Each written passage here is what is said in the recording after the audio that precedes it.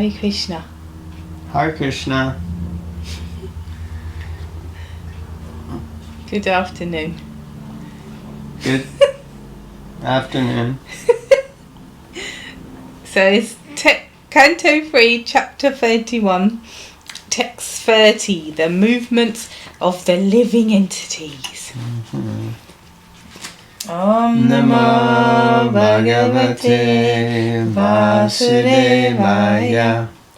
Om Namo Bhagavate Vasudevaya. Om Namo Bhagavate Vasudevaya. I'm not sure what's happening with the third incantation, but alright, text 30. There is actually nectar of devotion. There's a ras called Hasya Ras. Hasya means to laugh. Hasya Ras. So we got the Hasya Ras. Well, yeah. Right, text 30. By such ignorance, the living entity accepts the material body, which is made of 5 elements, as himself. With this misunderstanding, he accepts non-permanent things as his own, and increases his ignorance in the darkest region. Purport. The expansion of ignorance is explained in this verse. The first ignorance is to identify one's material body, which is made of 5 elements, as the self. And the second is to accept something as one's own due to a bodily connection. In this way, ignorance expands. The living entity is eternal, but because of his accepting non-permanent things, misidentifying his interest, he is put into ignorance, and therefore he suffers material pangs. Well, I think that covers it. Yeah. That the ignorance is that we identify with the material body. Well, that's the first of 2. What's the second? To accept something as one's own due to a bodily connection. Yeah. I am this body, and everything in connection with this body is mine. I and mine. Yep. So these are the 2, what does it say? The first, these are like 2 ignorances. Yeah, and the root cause of all of our issues, that we're identifying with this body as if we are this body, and anything in connection with it belongs to me. So, but that's illusion. It's just not true. Nothing here belongs to us, not even the body. It's all on loan from Krishna. He's the creator, he's the owner. And this isn't our permanent place. We're just temporarily inhabiting some body that's on loan from Krishna. So, yeah. Yeah, it's true. And then that attachment to these things is what causes our pain. Yeah, as we've recently found out, because as you can see, we've shifted to a new facility, new home, and north of the Watford Gap. And there's so many things that you become attached to, like that. Okay. Yeah, like deities. Text 31. For the sake of the body, which is a source of constant trouble to him, and which follows him because he is bound by ties of ignorance and fruitive activities, he performs various actions which cause him to be subjected to repeated birth and death. Purport. In Bhagavad Gita, it is said that one has to work to satisfy Yajna or Vishnu. For any work done without the purpose of satisfying the Supreme Personality of Godhead is a cause of bondage. In the conditioned state, excuse me, A living entity accepting his body as himself forgets his eternal relationship with the Supreme Personality of Godhead and acts on the interest of his body. He takes the body as himself, his bodily expansions as his kinsman, and the land from which his body is born as worshipable. So there are three things there. Takes the body as himself, bodily expansions as kinsman, and acts on the interest of my body. So I do things that will help my body or help my kinsman, like that. In this way, he performs all sorts of misconceived activities, which leads to his perpetual bondage and repetition of birth and death in various species. Yeah, so I think these three things also is important, which is very similar to the two types of ignorance. So this kind of expands on those two types of ignorance. One, we take the body as ourself. We take our bodily expansions. So I guess you could say that's more closely connected rather than things. It's people. And yeah, the land from which I'm born, the body is born, is worshipable. I think we all have some experience of that. Oh, I'm from wherever. I'm from India. I'm from Gujarat. I'm from America. I'm from Washington, D.C. I support this football team. I'm from this country. This country's better than that country. So it's all about the land of our birth. Or wherever I grew up, that type of atmosphere is the best, whether it's I grew up in the city or I grew up in the country or I grew up in the suburbs or Tooting, yeah, which is a suburb. Okay, in modern civilization, the so-called social, national and government leaders mislead people more and more under the bodily conception of life, with the result that all the leaders with their followers are gliding down to hellish conditions birth after birth. An example is given in Srimad Bhagavatam. Anda Upani Yamana. When a blind man leads several other blind men, the result is that all of them fall down in a ditch. This is actually happening. There are many leaders to lead the ignorant public, but because every one of them is bewildered by the bodily conception of life, there is no peace and prosperity in human society. So-called yogis who perform various bodily feats are also in the same category as such ignorant people, because the Hatha Yoga system is especially recommended for persons who are grossly implicated in the bodily conception. The conclusion is that as long as one is fixed in the bodily conception, he has to suffer birth and death. There's no way around it. Serious stuff. It's interesting because we have initiations coming up next week. Not for us, but other people. And it's interesting. It's like, this is the most sort of basic that everyone can get caught up in other stuff. The big day. What sari am I going to wear? What's the name? That's the big thing. What's the name, What's he going to say to me? Which is going to be special than what he says to someone else. I need to change my Facebook profile picture and all that. But this is what it comes down to. It's like all of that excitement or nerves or commotion or whatever is down to the serious business of realizing and actually making a public commitment that I want to realize that I'm not this body. Because theoretically, especially when we start reading Prabhupada's books or you read Back to God, we get it theoretically, but actually realizing it. Because when you realize it, then you act on it. Like you act, not like someone that I am this body, but you act, I'm in this body, but I'm actually a spirit soul, and your activities are different as well. to the degree that you realise it. Mm.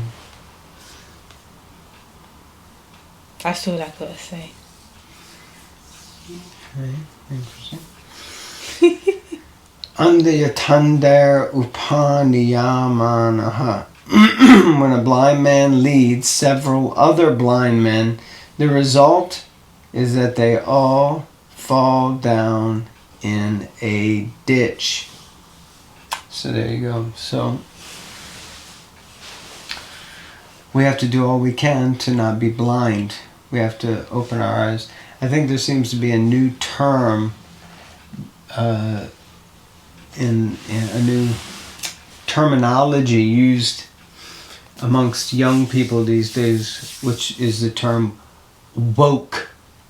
Yeah. W-O-K-E. Oh, you ain't woke. Oh man, he's so woke. Like, what, I first heard that, I was like, what? Actually, I think Jake the rapper, he has a song called Woke. He ain't woke, or something like that. Anyway, I don't know the song, but using that terminology, I've heard it a few times recently.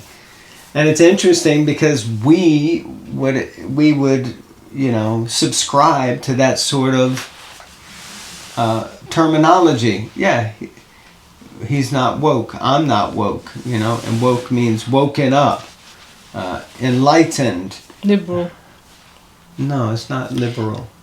Yeah, that's also part of that wokeism, liberal, anti-Trump, all that sort of stuff.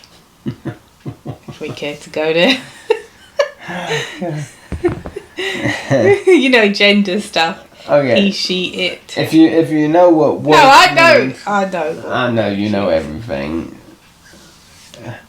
But maybe we'd like to give our viewers an opportunity to interact. Can you please help us to understand? They do interact, and I interact back with them. Do I not? But yeah. Go woke or go broke. Because you ain't woke. Anyway, yeah. So, blind man leading all other blind men. They all fall into the ditch because they're blind. So we have to wake ourselves up and we have to be able to see. Premanjana Charita Bhakti Velochanena. That we have to see with eyes, with eyes tinged with the salve of love. So when we look through these eyes, which are just a material mechanism for seeing, then we look through these eyes and we're like, oh, yes, oh, I like that, oh, I like that. So it's a very personal thing. So whatever, we still have to become woke. Okay. We're like going to sleep. That's because he had a big lunch. Yeah. Khichdi with ghee. Lots of ghee. Yeah. Courtesy of Ahimsa ghee, by the way. Courtesy of BBDD. Alright, good. I thought I just read. No, it's just because you talk so much, so you think you just read, but I read the last paragraph. Oh, good. Okay. So, 32. Not much has changed. Moved house, but you always take the weather with you. Yeah. If therefore the living entity again associates with the path of unrighteousness, influenced by sensually minded people, engaged in the pursuit of the pursuit of sexual enjoyment and the gratification of the palate, he again goes to hell as before. Purport. It has been explained that the conditioned soul is put into the Ananda Tamishra and Tamishra hellish conditions, and after suffering there, he gets a hellish body like the dogs or hogs. After several such births, he again comes into the form of a human being. Then the human being is born. How the human being is born is also described by Kapila Dev. The human being develops in the mother's abdomen and suffers there and comes out again. All of these sufferings. After all. Good Lord. Lord. After, it's because his glasses are... After all these sufferings, if he gets another chance in a human body and wastes his valuable time in the association of persons who are concerned with sexual life and palatable dishes, then naturally he again glides down to the same Andatamishra and Tamishra hells. There you go. So we have to learn to be detached and not harbor any kind of attachment. Now, how do you describe? Because I mean, what does it say? Palatable dishes and sexual enjoyment. So we have to become detached from these things. Palatable dishes, that's difficult. At least if you want palatable dishes, just offer them to Krishna first.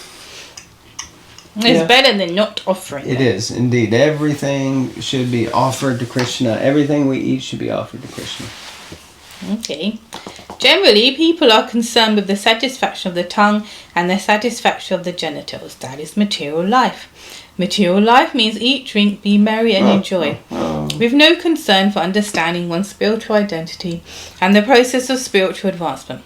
Since materialistic people are concerned with the tongue, belly and genitals, if anyone wants to advance in spiritual life, he must be very careful about associating with such people.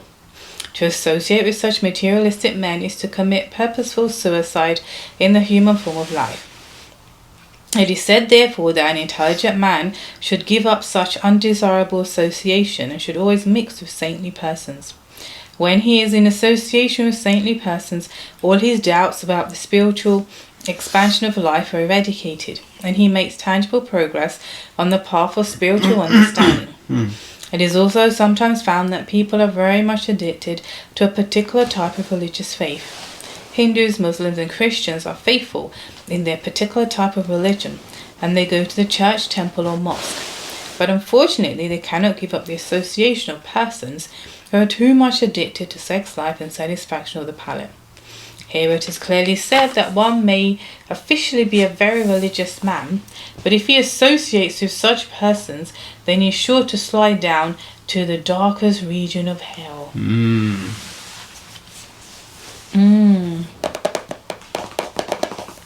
Very true. Association is key for anything. Yeah, like when I was at uni, I just, depending what crowd you get into, did determine a certain type of success. You know? So some people, everyone comes and study or was there for different reasons as such, but where you gravitate, where if you're at work, sort of people you sit with and the way they behave and what they do is going to determine, it's going to affect you actually. So why not show for spiritual life? One thing I remember Prabhupada in hearing that he said, don't be sentimental in your association of devotees. I think this is such a powerful point because we tend to let a lot of things go in the mood of, but they're a devotee. Where if they did it, if someone acted in a certain way outside of the devotional circle, they would be treated differently.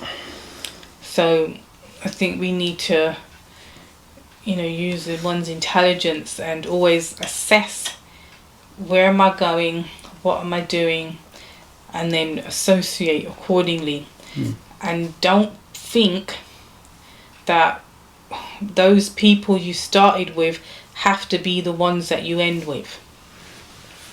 Because people change, people grow, we change, we grow, and out of sentiment we may hold on to people that are actually choking our spiritual life. Wow. And we don't have to be disrespectful and say, you're a loser. It can still be nice, but you choose who you're going to give your time, which is very precious, to. It's really important, and out of sentiment we can remain in that same bubble or circle. And it's quite liberating when we realise what I can gravitate out of that into something higher. It's very powerful. Power of association. Thank you very much. I have nothing more to add on that. So today's Friday when you're watching this. What's the date? 30th. Yeah. Yeah, 30th. So the eve of New Year's Eve. Happy New Year to everyone. Happy New Year 2023 Ki Jai. We'll see you on Monday. We may not necessarily record it on Monday. We may or may not, depending how life goes. But we will see you in the new year. God bless you all. And remember, this is the last one for the ISKCON London Facebook. Last one for ISKCON London Facebook. Hare Krishna, thank you for hosting. Thank you for everything. And we'll see you in 2023. Haribol. Hare Krishna. Pratara Srimad Bhagavatam Ki Jai. Srila Prabhupada Ki Jai.